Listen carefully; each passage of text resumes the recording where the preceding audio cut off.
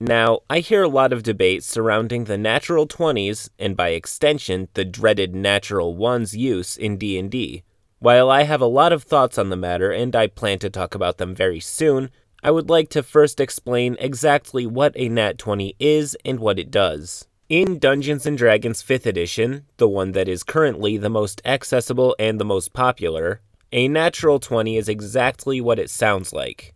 It's what happens when you roll a die and get to 20 without any added modifiers or penalties. Everyone has an equal chance of rolling a natural 20, be they a level 1 commoner or a level 20 legendary warrior. Now that we know what it is, what exactly does it do?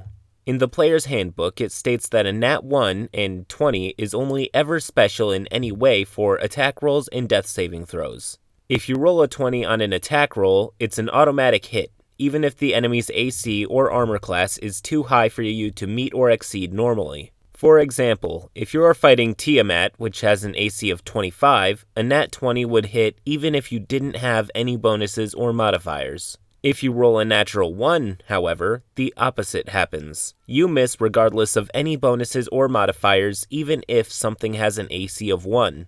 You miss. Now, the other rulebook prescribed use of the nat 20 is for death saving throws. If you roll a 20 on a death saving throw, you immediately get 1 hit point back and are no longer dying. Huge relief. If you roll a 1 on a death saving throw, you fail 2 of the 3 death saves that would kill your character. And that is where the nat 20's functionality ends as per the rules. But a lot of memes and D&D stories don't exactly heed that rule, instead allowing nat 1s and 20s to count for much more. Now we see them in skill checks, extra damage on critical hits, saves other than death saves in just about every single type of roll.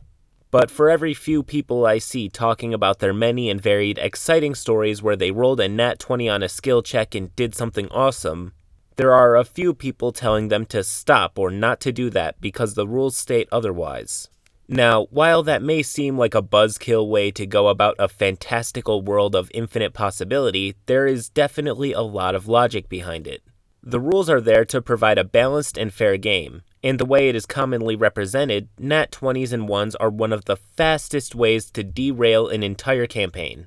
It also kills a lot of the immersion when the players find out that, no matter what they do or try to accomplish, there is always at least a 1 in 20 chance that they succeed.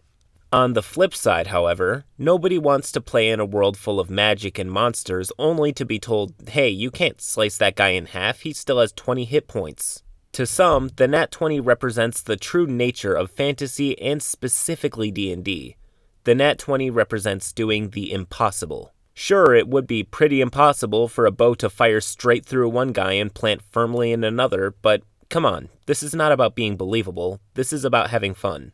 Both viewpoints have their merits, but one thing I have noticed is it has a lot to do with the tone of your campaign. People leaning towards a more gritty experience, like Game of Thrones for instance, may be more likely to exclude these crazy rule exceptions, while people who want more of a fairy tale experience, like Lord of the Rings, would be more likely to skew the rules a bit just for coolness' sake.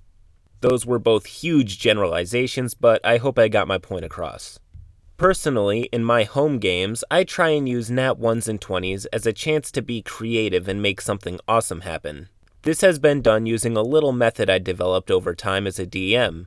Whenever anyone rolls a nat 20, I pause, I analyze the mood of the table, and try and find a way to amplify or intensify the mood.